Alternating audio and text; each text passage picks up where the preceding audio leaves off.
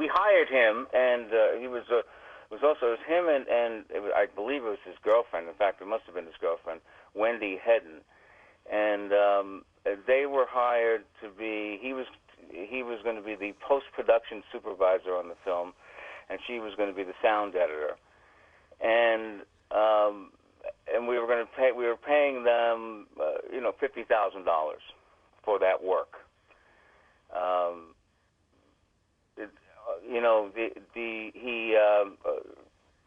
He never met any of the deadlines on the film. I kept asking for the work. He kept putting me off. At one point, he said that Wendy had a miscarriage, which I don't believe was true. And he still kept putting me off. Meanwhile, we had a deadline with HBO to finish the film.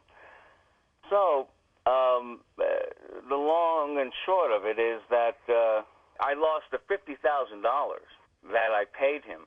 Plus, I had to spend another $50,000 to get the film finished. So I'd say in total I lost $100,000. And you never saw him again? I never saw him again. I never wanted to see him again. Nick Athas, who also had a meeting with Tod Scott Brody. Yeah. What's your next step in your collaboration with Brody? With Tod? Once I found out his history, I talked to Kathy, and then I called the New Jersey City. Kathy, who's the woman who invested the money, 400,000, and told me the horror story. And after I did more research, I found out that he had been arrested in New York and New Jersey. I called the New Jersey City Prosecutor's Office, who then turned me over to their fraud department, and I had a conversation with a fraud investigator who knew all about him. So what do you do? Well, I wrote him a mail. I didn't want to confront him face to face, because now you're dealing with someone who you don't know how, if they're dangerous or. But I wrote him this mail and I said, look, I know what you are. I've dealt with sociopaths in the past, and if it's true about the money in New York, I don't know if you're on the up and up or not. You can't tell. If the money's there and you really want to invest in the film, I'll write a contract for you. I'll get the money, and that'll be that. But you can't have anything to do with my movie. I can't have you anywhere close to it.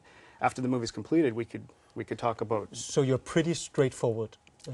Yeah, I was pretty straightforward. Yeah, and he just wrote back, "Dear James, I think it's best if we go our separate ways, Tod." And that was the last I heard of him. Okay. I talked to the policeman who investigated that case. Yeah. And his name is Detective James Haspen. Haspen, yeah. And he works at Madison Police Department in New Jersey. In New Jersey. Right. When did you investigate Mr. Tod Scott Brody? It was early in 2002, I believe. I worked on that investigation. Okay. And for how long did you investigate? After getting the initial report from the victim, I worked on that several months. Yeah. It's pretty time-consuming.